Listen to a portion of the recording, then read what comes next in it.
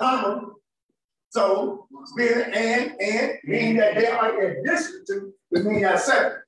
But they want. They're separate, but they want. So he said, the spirit and soul and body, he was very blame to come out of all these Christ. Now, what that means? That means that we have a soul. We are spirit. We have a soul. And we live in a body. Now, as we go through life, these things must be working. The spirit works when you get born again. When does this work? When does this work? When you change your mind. When you renew your mind. This when this will work. So this is where your mind, emotion, will is.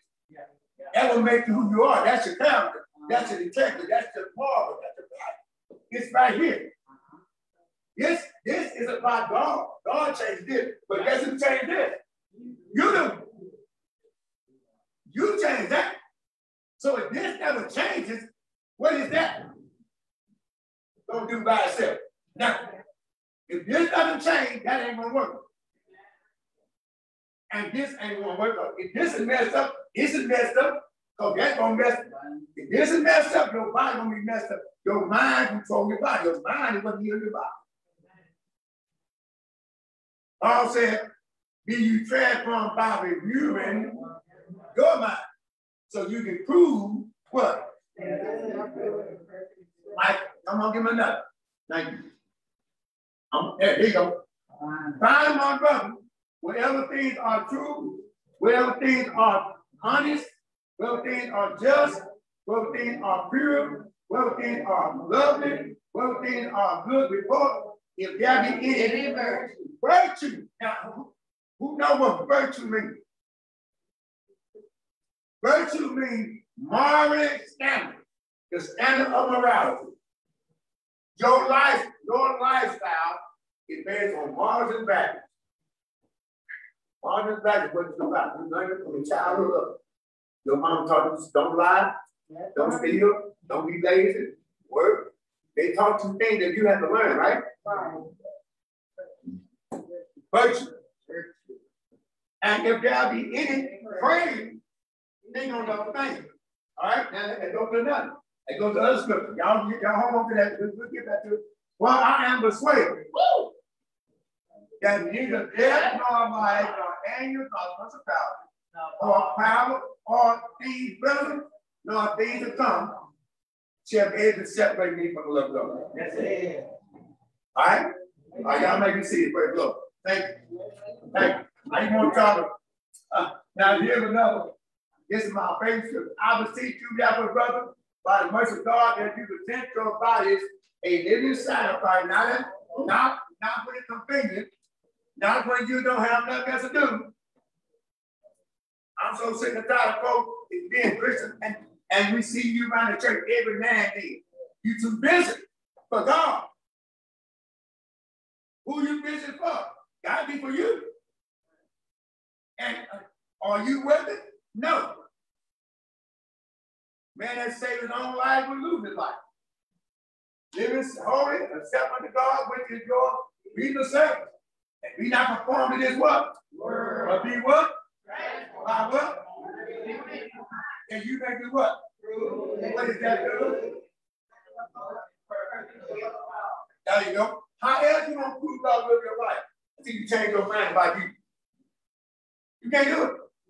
We've got to change our mind about us to find out what God wants to do with us. That's it. God bless you. Well, I say to the praise given unto me, every man that admonishes you to think not how on yourself on how they ought to. See, some of us have got this bad. Some of us have got ourselves thinking that no matter what we teach you, you're going to stay like you. Even if you know the word of God condemns what you say. The reason why we have such a hard time in the world with Christians is that Christians think that all they need to be saved. And that's just 1/3 of what you got to do.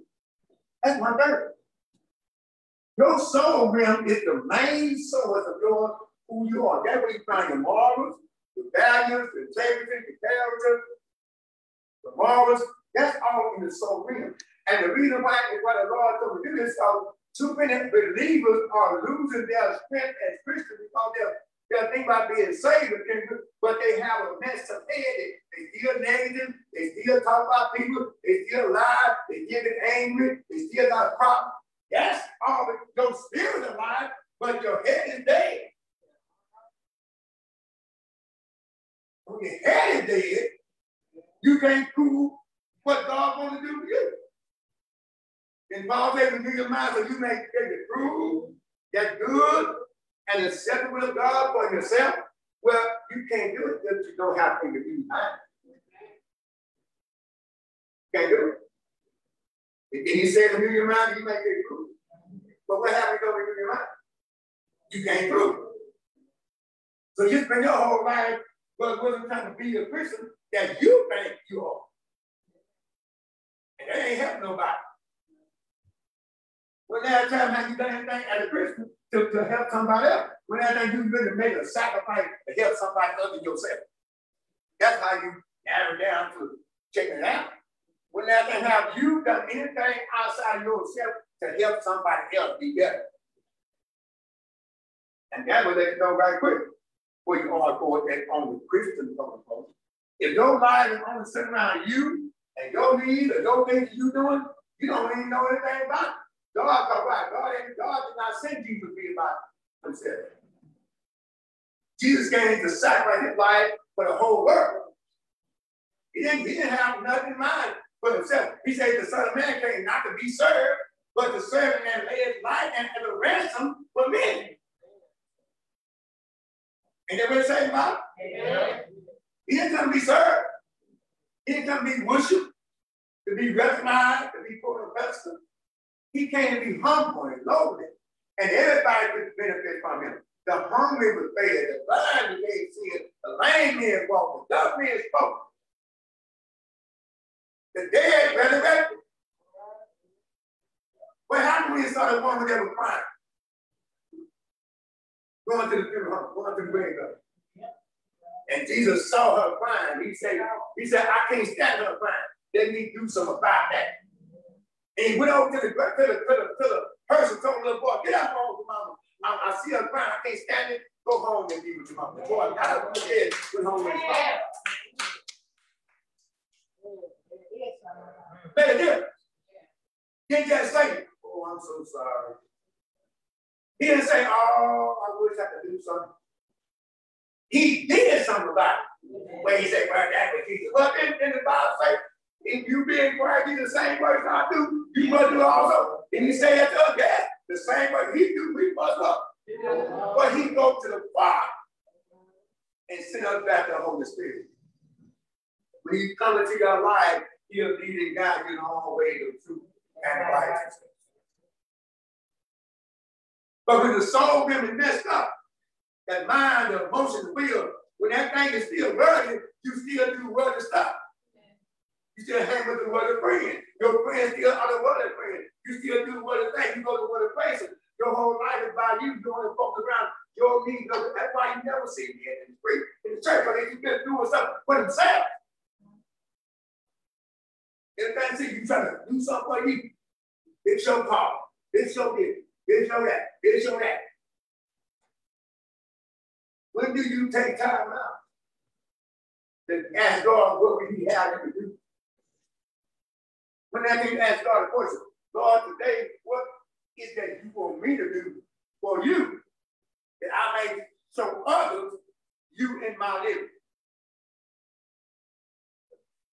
It's important that we spend time asking God to show us what to do to others that we may glorify you. He said, let your light so shine before others that they may see your good work and what? Glorify God. I often ask the question, so when the last time somebody asked you or even said to you that you are a great Christian? When the last time you heard that ask? When last time anybody asked you that question? When last time that somebody sang and say, you know, I see that you are a great man, Lord. You're a great woman, God. I get love the spirit. It gets all over you. I see the word of God all over you. Come on down, Ryan, because we're going to get real about this. When last time that someone ever told you this to your face and they thank your physical hand and say, I'm so glad that mentioned you really did help me in my life. And you said something that really made a difference. You told me something today that girl, I felt it in my spirit.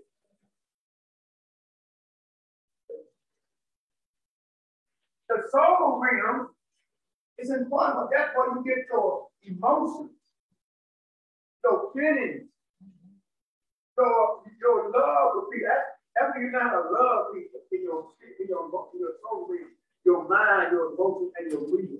That will get you determination. The fight is good fight of faith. It's in your soul. It's not in your spirit. It's in your soul realm. That is the most powerful source you have. Your soul realm. Living for God will be easy once you get your mind changed. See, that being spirit, it just means you've been born again. But like a baby who just got born, what good is he? Being born. Nothing. He can't walk, he can't talk, he can't use the bathroom, he can't do nothing. You got to do all of it for him, right? Well, getting born still the same way. How you grow up, in your soul, your mind, and emotional will. They start being Jesus, the Bible says, look, that Jesus grew in stature and in spirit. Yeah, he grew in stature and spirit. He didn't just grow in spirit. He grew in wisdom, emotion, soul, in stature, body. Everything he grew with Jesus. He grew. He became big, a man with wisdom and love and courage and desire to reach out and help somebody. Because he was the Son of God. So if he had to grow, then people, we got to grow also. Stop hating. Stop trying to hate people who get paid. Stop choosing these battlegrounds that you can't win. And learn how to love people, and forgive people, and pray for people, and ask them if they'll help you. Stop trying to figure out how to be indifferent and start trying to make a difference. It's good. It's all right to be indifferent. If they were going to be, I always got something to say about that. Not that concrete book. All right. Gotta find something wrong with it. Gotta look for you look for something wrong. Oh, I like the color book. Now that means in the wrong book. Should we have put him over here? Why not put him on the wall outside the church? But it wasn't your idea. It wasn't your vision. But you got something to say about it because it will be you young. But when you learn how to compliment something, I really like those pictures. They really tell a story about the communion and the way the cross, and then look at that is Jesus on the cross, and that is, ooh, that Jesus resurrected. Ooh, look at that. Now you're singing to heaven. Ooh, I sing. And there's a word that matches all that. Ain't that all right? Yeah. Well, you know, it's all right.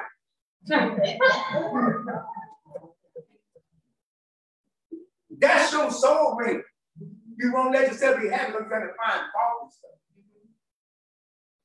But none of it is your idea. And guess what else is? None of it is your word either. But we walk in and find something negative to say, or we won't say nothing at all. Well, my mama told me. They ain't found nothing good. They don't say nothing. I ain't saying nothing. I'll keep my mouth shut. You'll know how I feel about my quietness. And that's the way that works. That's why we can't grow up as Christians. Everything we do, we got to find fault in it. Everything we see somebody else do, we got to find fault in it. We can't never say, "Oh, that's so good.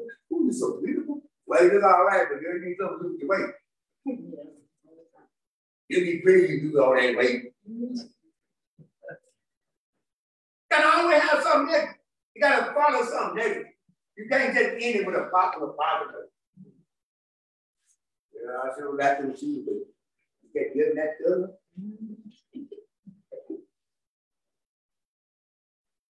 What's up that burn? What you gonna be wearing? What kind of dress go with them shoes? That's how we think. But they don't want to know why we can't be, why nobody gonna come trade with you. See, my thing is, if I cannot witness to my friends and I got friends to be, why in the world are they my friends?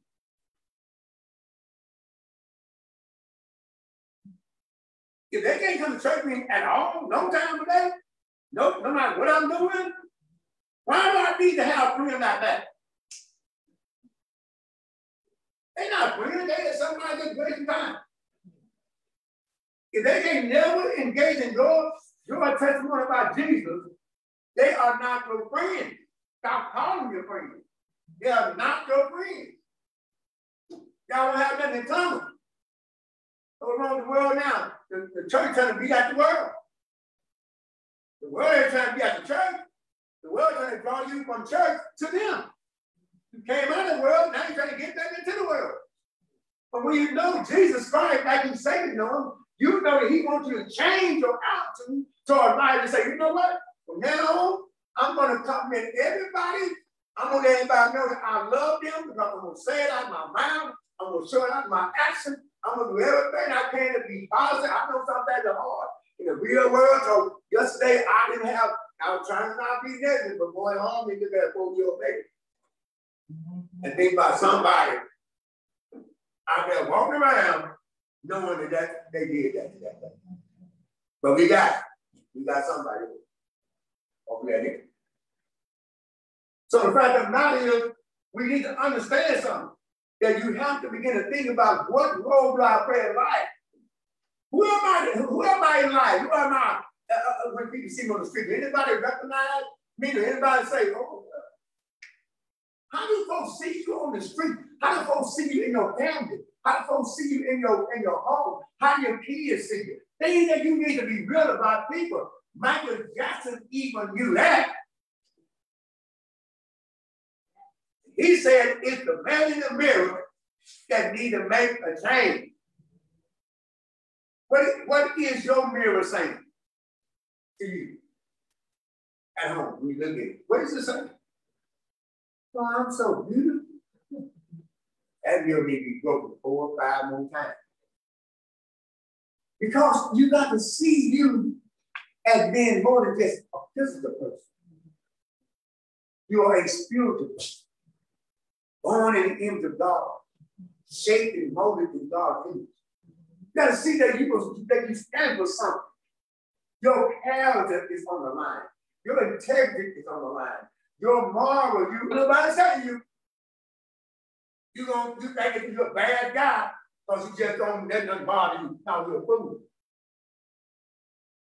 And go out there and give that form. That's how that form got that paper. It's all walking around here every day, sitting in your life, in your life. Now the form begin to be read on you rather than on paper. Yeah. Don't make no difference be read on paper. It's not read in your lifestyle. Like that is what's called success. Not in your job market, not in your money, not in your wealth. It's only in Jesus that you have success. No other way.